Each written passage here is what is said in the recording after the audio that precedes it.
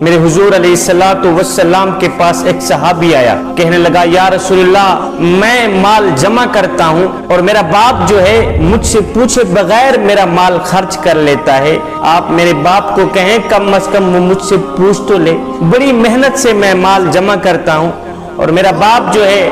وہ مجھ سے پوچھے بغیر میرا مال خرچ کر لیتا ہے، مجھ سے پوچھتا تک نہیں ہے۔ آپ میرے باپ کو فرمائیں کہ مال خرچ کرنے سے پہلے بیٹے سے پوچھ تو لیا کرے۔ میرے حضور علیہ الصلوۃ والسلام نے فرمایا اس کے باپ کو میرے سامنے لایا جائے، اس کے باپ کو میرے ہاں حاضر کیا جائے۔ ادھر سے جب باپ کو پتہ چلا کہ میرے بیٹے نے حضور کے آگے میری شکایت کی ہے، شکایت کا سن کر باپ نے اپنے دل میں دکھ اور رنج کے کچھ شعر پڑھے، کچھ اشعار پڑھے۔ اس کے باپ کو حضور علیہ الصلوۃ والسلام کے پاس لایا گیا۔ جب یہ باپ حاضر ہوا تو ادھر سے حضرت جبریل امین بھی آ گئے، کہنے لگے یا رسول اللہ فرماتا ہے کہ اس کے باپ کو کہو مقدمے کا فیصلہ بعد میں کریں گے، پہلے وہ اشعار سناؤ جو تم نے دل میں پڑھے ہیں۔ یہ کہتے ہی حضرت جبریل امین واپس چلے گئے۔ جب یہ باپ حضور علیہ الصلوۃ والسلام کی خدمت میں حاضر ہوا تو میرے حضور علیہ الصلوۃ والسلام نے فرمایا میاں تیرے مقدمے کا فیصلہ بعد میں کریں گے، پہلے وہ اشعار جو تو نے دل میں پڑھے ہیں وہ پہلے سنا، بعد میں تیرے مقدمے کا فیصلہ کیا جائے گا۔ ہے اب یہ شعر اتنے دردناک تھے، ان اشعار میں اتنا درد بھرا ہوا تھا، اتنا دکھ بھرا ہوا تھا۔ جب یہ شعر ختم ہوئے تو میرے حضور علیہ الصلوۃ والسلام کی آنکھیں چھم چھم برس رہی تھی، میرے حضور علیہ الصلوۃ والسلام رو رہے تھے، اتنا درد تھا ان اشعار میں۔ اب باپ نے وہ اشعار پڑھنا شروع کیے۔ ان شعروں کا، ان اشعار کا ترجمہ یہ تھا کہ اے میرے بچے، میرے بیٹے، میں نے تیرے لیے سب کچھ کیا، تیرے اوپر اپنا سب کچھ قربان کر دیا۔ جب تو گود میں تھا میں اس وقت بھی تیرے لیے پریشان تھا، جبکہ آج تو جوان ہے میں آج بھی تیرے لیے پریشان ہوں۔ تو سوتا تھا ہم تیرے لیے جاگتے تھے، تو روتا تھا ہم تیرے لیے روتے تھے۔ بیٹے میں سارا دن تیرے لیے خاک چھانتا تھا، میں سارا دن کڑکتی دھوپ میں تیرے لیے روزی کماتا تھا، دن رات ایک کر کے نہ دن کو سوتا تھا نہ رات کو سوتا تھا، دن رات ایک کر کے میں تیرے لیے روٹی کا انتظام کیا کرتا تھا کہ مجھے ملے نہ ملے لیکن میرے بچے کو روٹی مل جائے، میرے بیٹے کے چہرے پر مسکراہٹ ہی نظر آئے، چاہے میرے آنسوؤں کے سمندر اکٹھے کیوں نہ ہو جائیں۔ بیٹے جب تو کبھی بیمار ہوتا تو ہم ساری رات تیرے لیے تڑپتے رہتے، تیرے ایک پہلو بدلنے پر ہم ہزاروں وسوسوں کا شکار ہوتے۔ بیٹے تیری بیماری ہماری کمر توڑ دیتی تھی، تیری بیماری ہمیں مار دیتی تھی، تیری تکلیف ہمیں تڑپا دیتی تھی، ہمیں یوں لگتا تھا کہ تو بیمار نہیں بلکہ ہم بیمار ہیں۔ میرے بیٹے تیری آہ پر ہماری آہ نکلتی تھی، تیری ہائے پر ہماری ہائے نکلتی تھی، ہمیں ہر پل، ہر وقت، ہر گھڑی، ہر لمحے یہی فکر رہتی تھی کہ کہیں ہمارے بیٹے کی جان نہ چلی جائے۔ اور میرے بیٹے ہم نے تجھے اس طرح پروان چڑھایا ہے، میں جوان تھا تو بچہ تھا، میں اپنی رگوں سے خون نکالتا رہا تیری رگوں میں ڈالتا رہا، اپنے بدن سے طاقت نکالتا رہا، قوت نکالتا رہا تیرے بدن میں ڈالتا رہا، اپنے منہ سے نوالا نکال کر تیرے منہ میں ڈالتا رہا، خود بھوکا رہا تجھے کھلاتا رہا، اور میرے بیٹے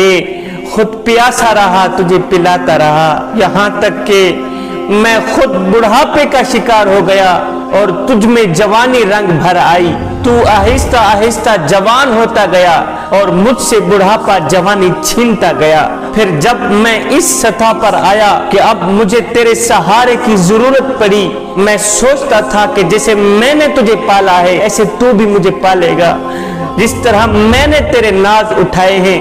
اسی طرح آج تو بھی میرے ناز اٹھائے گا، جس طرح میں نے اپنے ہاتھوں سے تیرے منہ میں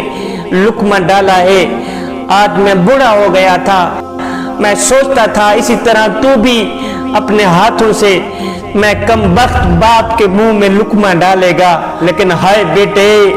آج تیرا لہجہ بدل گیا، آج تیری زبان بدل گئی، آج تیری آواز بدل گئی، تیری آنکھ بدل گئی، آج تیرے لہجے بدل گئے، تیرے تیور بدل گئے، آج تو مجھے یوں سمجھنے لگا جیسے میں تیرا نوکر ہوں، آج تو مجھ سے یوں بولنے لگا جیسے میں تیرا زر خریدا غلام ہوں۔ بیٹے یہ تو بھول گیا کہ میں نے تجھے کس طرح پالا ہے، میں نے کس طرح تیرے ناز اٹھائے ہیں، تیرے لیے ہم پوری پوری رات جاگے، پوری پوری رات تڑپے، اپنے سکون کو تیرے سکون کے اوپر قربان کر دیا، اپنی نیند کو تیری نیند پہ قربان کر دیا، اپنے چین کو تیرے آرام و سکون پہ قربان کر دیا، لیکن آج تو ہمیں زر خریدا غلام سمجھ بیٹھا ہے، آج تو ہمیں اپنا نوکر سمجھ بیٹھا ہے، آج تو میرے ساتھ وہ کر رہا ہے جو کہ اتنا کچھ آقا اپنے نوکر کے ساتھ بھی نہیں کرتا، اتنا کچھ مالک اپنے غلام کے ساتھ بھی نہیں کرتا، تو میرے ساتھ اتنی بدسلوکی کر رہا ہے۔ بیٹے اگر تم مجھے بیٹا بن کر نہیں دکھا سکا، مجھے باپ کا مقام نہیں دے سکا، تو کم از کم پڑوسی جتنا مقام تو دے دے، کم از کم ایک ہمسائے جتنا مقام تو دے دے۔ پڑوسی بھی پڑوسی کا حال چال پوچھ لیتا ہے، پڑوسی بھی پڑوسی کے درد سن لیتا ہے، دکھڑے سن لیتا ہے۔ میرے بیٹے کیا میں اتنا گر گیا ہوں کہ آج تو مجھے پڑوسی جتنا بھی نہیں سمجھتا؟ باپ یہ دکھڑے سنا رہا تھا، میرے حضور علیہ السلام کی آنکھیں چھم چھم برس رہی تھی، میرے حضور علیہ السلام رو رہے تھے، ساتھ میں یہ دردناک کہانی سننے والے صحابی بھی رو رہے تھے۔ میرے حضور علیہ السلام نے روتے ہوئے اس صحابی کو فرمایا، نوجوان اٹھ جا میری مجلس سے، اٹھ جا میری مجلس سے، جا تو بھی تیرے باپ کا ہے، تیرا مال بھی تیرے باپ کا ہے، تو بھی تیرے باپ کا ہے، سن تیرا مال بھی تیرے باپ کا ہے، تیرا باپ جہاں چاہے تیرا مال استعمال کر سکتا ہے، جہاں چاہے خرچ کر سکتا ہے۔ باپ کے دردناک اشعار نے لوگوں کا جگرہ پھاڑ دیا، کلیجہ پھاڑ دیا۔ جوانوں میاں تم دوستوں کو تو اچھی طرح ملتے ہو، لیکن باپ کو دیکھ کر اپنا منہ کیوں پھیر لیتے ہو؟ باپ کو دیکھ کر اپنی راہیں کیوں بدل دیتے ہو؟ اس لیے کہ کہیں باپ کچھ مانگ نہ لے۔ سنو جوانوں، پوری کائنات تمہیں گرانا چاہتی ہے، ساری کائنات تمہیں گرانا چاہتی ہے، لیکن آج بھی جو تمہیں سب سے اونچا دیکھنا چاہتا ہے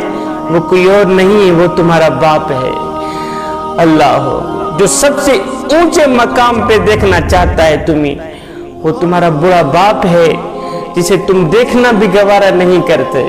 ایک دن میرے حضور علیہ السلام مسجد میں آئے، میرے حضور علیہ السلام کی آنکھیں چھم چھم برس رہی تھی، میرے حضور علیہ السلام روتے ہوئے آئے۔ صحابہ نے دیکھا کہ آج تو حضور کچھ زیادہ ہی رو رہے ہیں، آج تو حضور کی آنکھیں کچھ زیادہ ہی برس رہی ہیں۔ صحابہ نے پوچھا، حضور قربان جائیں آپ کے نام پر، آپ کی شان پر، آپ کے مقام پر، خیر تو ہے آج کس بات نے آپ کو اتنا رلا دیا ہے، اور کس بات نے آپ کو اتنا تڑپا دیا ہے کہ آج آنکھیں خون کے آنسو بہا رہی ہیں؟ یہ سن کر میرے حضور علیہ السلام نے فرمایا، صحابہ آج مجھے میری ماں کی یاد آئی ہے، آج محمد کو ماں یاد آ گئی۔ کہا، او صحابہ کاش میری ماں زندہ ہوتی، کاش میری ماں زندہ ہوتی، میں نماز میں اللہ کے حضور کھڑا ہوتا، میری ماں مجھے آواز دیتی ہو، بیٹے محمد، میں نماز چھوڑ کر دوڑ کر ماں کے پاس چلا جاتا اور دنیا والوں کو بتاتا کہ ماں کی عظمت کیا ہوتی ہے۔ جوانوں میرے حضور علیہ السلام سے پوچھا گیا، حضور اگر دنیا میں دیکھنا ہو کہ کون سا شخص جنتی ہے کون سا شخص جہنمی ہے تو کیسے پہچان کی جائے گی؟ میرے حضور علیہ السلام نے فرمایا، دیکھ لینا جس شخص کے اوپر اس کے والدین راضی ہیں تو سمجھ لینا وہ جنتی ہے، اور جس شخص کے اوپر اس کے والدین ناراض ہیں تو سمجھ لینا وہ شخص جہنمی ہی جہنمی ہے۔ جوانوں آج وقت ہے، ماں باپ زندہ ہیں، خدا کے لیے بوڑھے والدین کی خدمت کر لو، خدا کے لیے بوڑھے والدین کی خدمت کر کے جنت حاصل کر لو، اور دنیا میں بیٹھ کے جنت حاصل کر لو۔ اپنے والدین کے آگے اونچی آواز میں بات مت کیا کرو، جس دن یہ خاموش ہو گئے اس دن تم ان کی آواز سننے کو ترسو گے۔